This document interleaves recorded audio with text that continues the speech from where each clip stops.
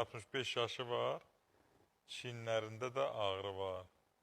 Çinlərində ağrı varsa mütləq orada onu araşdırmaq lazımdır.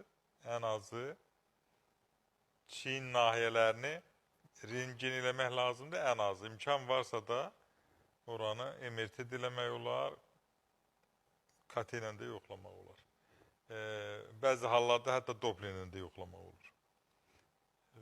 Mənim danışa bilmədiyim üçün, suallar verə bilmədiyim üçün bunlar bizə qulaq asırlar, eşidir məni.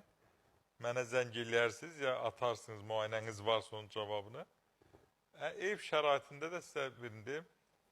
Kələm yarpağını salın isti suya, 1 dəqiqə qalsın qaynar suda. Çıxardın, döyəşdiyin, biraz sulansın, üstünə bal çəkin, sonra çiyinlərinizə bağlayın, üstündən yum qalsın səhərə kimi. Səhər kimi. Hər halda effektini görəcəksiniz. Nə dərəcə mənə deyərsiniz, olmasa başqa məlhəmlər deyərəm.